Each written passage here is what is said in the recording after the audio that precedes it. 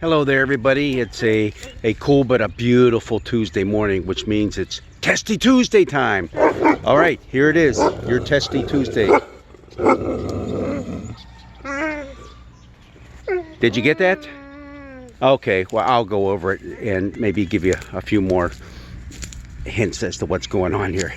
Hey, our gospel lesson is coming up for this Sunday is the resurrection of Jesus. So our first lesson is going to come from the New Testament as well, the book of Acts. And in it, it's partway into the book of Acts, chapter 10, verses 34 to 43. And here Peter is giving a sermon, a very small, short sermon, but it's to the point that Jesus is the one, that there are witnesses who saw him resurrected, and they're going out and preaching the good news that there is forgiveness of sins through Jesus. Okay? So that's the main sermon, and that's the main thing that we read. But I'm going to tell you this right now. It's time for Testy Tuesday. Who is he giving that sermon to? Aha! This is the important thing, because I don't want you just to read chapter 10 verses 34 to 43. I want you to read all of chapter 10. And it's not all that long, but read it all, because that's the complete story. Oh, it's great to have the little sermon, but the complete story is what you need. So who is he preaching to? I'm going to give you 4 answers. You guess the right one. First one, Ananias. The second one, Stephanus. The third one, Cornelius. And the last one, Matthias. So who is he giving the sermon to? Ananias, Stephanus, Cornelius, or Matthias? What? My dogs over there, they gave the right answer. Yeah, look, now there's all 3 of them there. They gave you the answer. Weren't you listening? The answer is Cornelius. Cornelius, who was a centurion from Italy. He was a Roman centurion. And he was a devout man. He was a believer, believe it or not, in God. And he was respected by all the Jews in the area. But here's the deal. Cornelius had a vision that he was supposed to call Peter and have Peter give him a little talk as to what's happening in the world.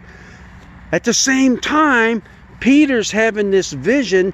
It's actually a nightmare that he has, where he's hungry and he falls asleep, and then he sees this big blanket come down out of the sky with all this different food on it, and God is saying, go ahead, eat up, Peter. And Peter's going, I can't eat that stuff. That's forbidden in the Torah. What are you talking about?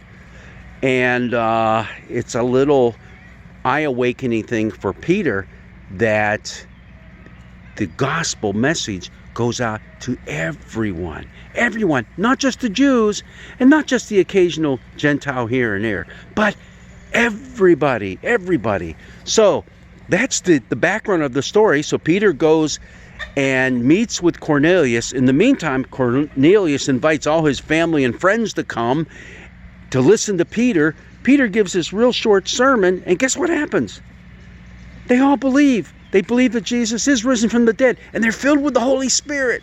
And that's where the story really gets kind of cool and crazy, because they're not supposed to be filled with the Spirit because they haven't been baptized. So what's Peter have to do? Now he has to baptize all of them. I mean, it's just a wild and crazy story that's so neat, because it shows that God's love reaches out and encompasses everybody in this entire world.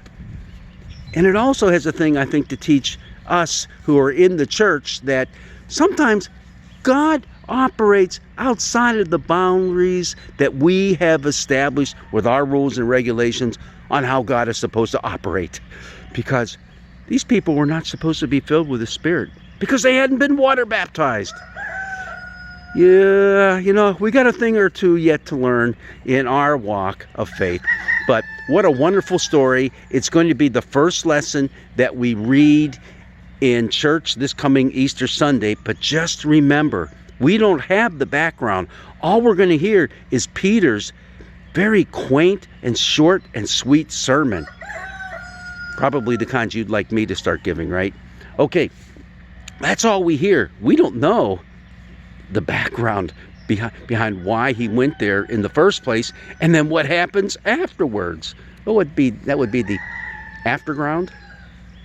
It's got to be a good word for it. I'm sure there is. But God's blessings be with you. Go ahead and read the entire 10th chapter of Acts. You'll enjoy it because it is wonderful and it is truly inspiring. Blessings be with you.